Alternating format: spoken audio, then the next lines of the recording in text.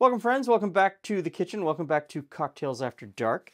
We're going to do another cocktail out of this cocktail book called Drinks as They Are Mixed. Published in 1904, and it is absolutely filled with early cocktails and some very interesting cocktails. Today we're going to do something called the Duplex, and we're going to do it two ways. It is just vermouth and bitters with some acid phosphate.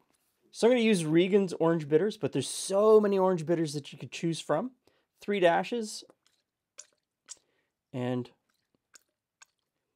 next, acid phosphate. This was used a lot in early cocktails and early sodas, and that is 3 dashes.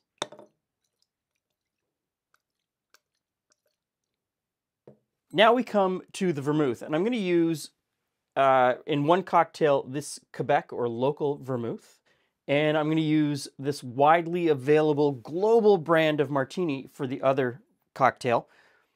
Calls for a pony, which is kind of the next thing. This book specifically says a pony is 2 ounces. So I've got my 2-ounce jigger here. A lot of people would say that a pony is not 2 ounces. There's no sort of, in the early cocktail books, there's no consensus on what a pony or a jigger actually is. So we're using both white and red, French and Italian. And we're going to use these kayak vermouths from Quebec. They use a lot of botanicals found in Canada as part of their flavoring. So it should be an almost completely different flavor experience. And as always, I'm going to ice and shake these one at a time.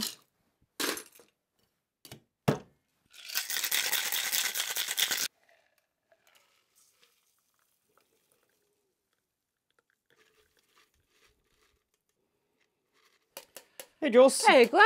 Hey, friends. What have we got today? So, this is essentially a vermouth cocktail. Oh, I like vermouth cocktails. Called the Duplex. One of my favorites is the $4? The $4. One of my favorites. 2 different vermouths and a, is it a rum? Mm-hmm. Yeah. Okay, so let's give this a go.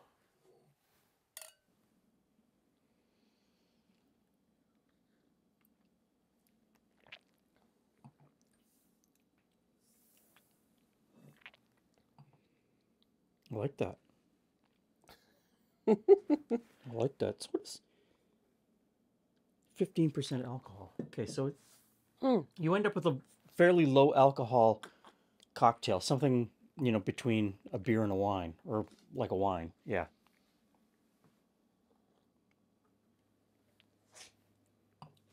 Whoa. I was hoping that after you said you liked that one, I'm like, well, then I won't have to give this one up. Because I think I like this one. That's quite nice. Okay, so in order to be called... Very, very different, though. Completely different.